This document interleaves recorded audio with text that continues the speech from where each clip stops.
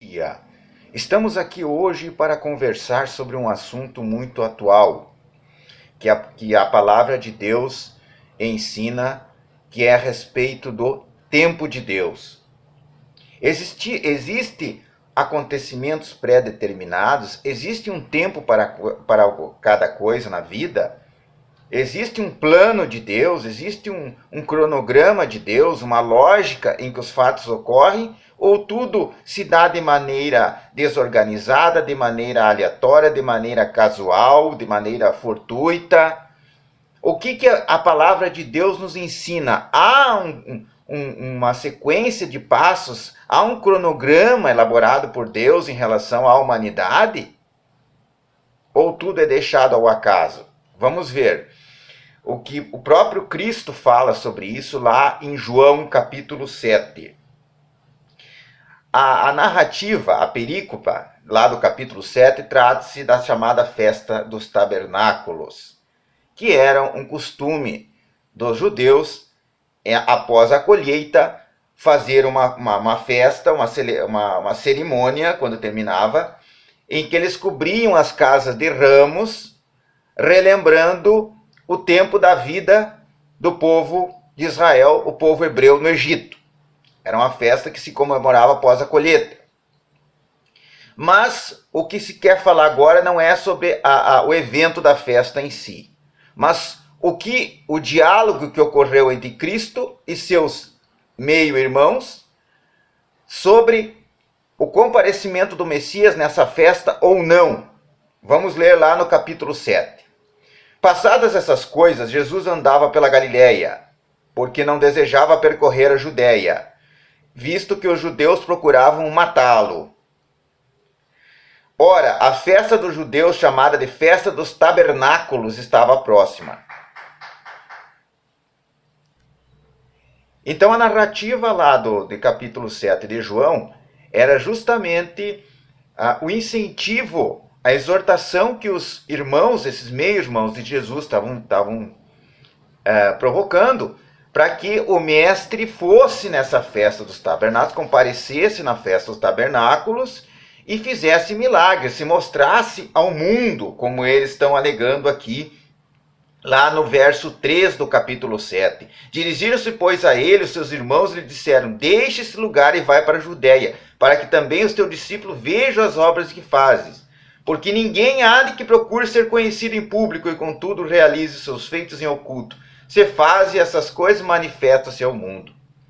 Mas aí nós vemos a resposta de Cristo, que é justamente a exteriorização daquilo que Deus já tinha falado lá no livro de Eclesiastes, capítulo 3, acerca do tempo determinado. Deus tem um tempo determinado para as coisas, para cada coisa acontecer. Deus tem um cronograma. Deus tem um projeto, e tudo acontece de acordo com aquele plano de Deus, o plano prévio. Cristo deixou isso claro. Cristo respondeu a eles, a esse incentivo que eles estavam dando para Cristo demonstrar, através de milagres, que ele era o Filho de Deus, que ele aparecesse mais em público, que ele não se ocultasse, que fosse naquela festa, que a festa seria uma oportunidade de ele se mostrar ao mundo segundo os seus meio-irmãos. Mas aí, o que Eclesiastes fala sobre o assunto? Vamos ler Eclesiastes capítulo 3 para entender melhor isso. Essa situação, esse diálogo de Cristo. Tudo tem o seu tempo determinado, e há tempo para todo propósito debaixo do céu. Há tempo de nascer e tempo de morrer, tempo de plantar e tempo de arrancar o que se plantou.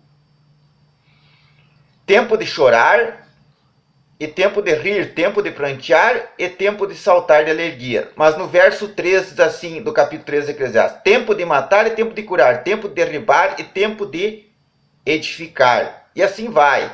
No verso 5, tempo de espalhar pedras, tempo de ajuntar, tempo de abraçar e tempo de afastar-se de abraçar. Lá em Eclesiastes demonstra aqui, há o ensino de que há um tempo pré-determinado para todas as coisas. E isso nós vemos na resposta de Cristo aos seus irmãos, aos irmãos dele. Lá no capítulo 7, do livro de João. Disse-lhe, pois, Jesus: o meu tempo ainda não chegou, mas o vosso sempre está presente. Não pode o mundo odiar-vos, mas a mim me odeia, porque eu dou testemunho a seu respeito de que suas obras são más. Subi vós outros a festas. Eu, por enquanto, não subo, porque o meu tempo ainda não está cumprido. Disse-lhe essas coisas e continuou na Galileia. Ou seja, isto aqui, esse ensino de Jesus, remete a Eclesiastes capítulo 3 que nós lemos. Há um tempo determinado para Cristo se manifestar. Há um projeto de Deus. Ele está dizendo, o meu tempo ainda não chegou. O meu tempo de se mostrar ao mundo não ocorreu. Não está agora definido. Definido está, mas não está na oportunidade de eu demonstrar mais do que eu já fiz até agora. Então vocês podem ir à festa. Eu não vou, ainda não vou. O meu tempo ainda não chegou. E ele disse a mesma coisa lá em Lucas, lá na chamada parábola das bodas, que a narrativa das bodas, né? Que a mãe dele pediu para ele fazer a multiplicação, aquela multiplicação do vinho, aquela produção de vinho, e ele disse, mulher, o que queres comigo? O meu tempo ainda não chegou. Ou seja, enquanto nós, seres humanos, vivemos em uma projeção, em um plano, que as coisas acontecem de acordo com as oportunidades, de acordo com o momento, para Deus não é assim. Lá em Eclesiastes capítulo 3 está claro, Deus tem um cronograma, Deus tem um projeto e um tempo pré-definido para todas as coisas. Cristo deixou claro isto, aqui no capítulo 7 de João, que o tempo dele ainda não havia chegado. O tempo dele se apresentar publicamente, ele publicizar a glorificação de Deus. Então, aquele momento de comparecer à festa não era o momento oportuno para ele mostrar mais milagres, mostrar mais prodígios do que ele tinha feito até o momento. É isso que os irmãos dele não entendiam. E é isso que nós temos que entender. Deus tem um propósito. Deus tem um tempo para todas as coisas. E a gente não pode ignorar isso. Então, o próprio Cristo lá em Lucas 19:44 também fala que Jerusalém ela não reconheceu o tempo de sua visitação.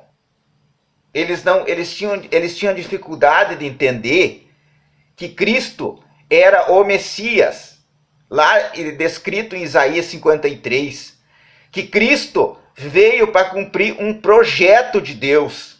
Os irmãos dele, os irmãos de Cristo, a mãe a Maria, a mãe de Jesus, e toda a comunidade, eles não tinham noção da dimensão desse projeto cósmico, que era justamente um plano de Deus, havia um cronograma de Deus, e nada poderia sair daquele cronograma. Até mesmo lá nas bodas de Canaã, lá de Caná da Galileia, nas bodas de Caná da Galileia, em que Jesus foi convidado para o casamento, ele não estava previsto que ele fosse ali fazer aquele milagre da produção de vinho. O meu tempo ainda não chegou, disse ele para a mãe dele. Aqui, em relação ao convite dos irmãos dele, lá em João capítulo 7, acontece a mesma coisa. Vocês podem subir à festa, diz ele, mas o meu tempo ainda não chegou. Verso 6, capítulo 7. O meu tempo ainda não chegou, mas o vosso sempre está presente. Então o tempo da crucificação fazia parte do projeto de Deus. Deus previu a crucificação, mas naquele momento, naquele exato, então antes não poderia nem antecipar e nem adiar. Então o que a lição nos mostra hoje? Que Deus tem um tempo determinado. E nós temos que compreender isso e utilizar esse ensino para nos arrepender hoje, para nos converter hoje, porque não sabemos o dia de amanhã. A oportunidade da visitação de Cristo está aqui, está aberta, está na palavra de Deus. Essa oportunidade, porque Cristo vai voltar. Cristo lhe prometeu que nós não conhecemos o tempo. Há um tempo determinado para a volta de Cristo. Ninguém sabe qual é esse tempo. E Cristo vai estar aqui para fazer o julgamento entre aqueles que seguiram, aqueles que se converteram, se arrependeram dos pecados e aqueles que continuaram na iniquidade. Esse é o tempo agora, de a gente ouvir a palavra, se converter e orar e se arrepender. Então vamos nos arrepender, vamos orar e vamos nos converter, aproveitar o tempo que nós temos hoje, para não acontecer de o Cristo voltar e nos encontrar despreparado. Que Deus abençoe e tenha um ótimo dia.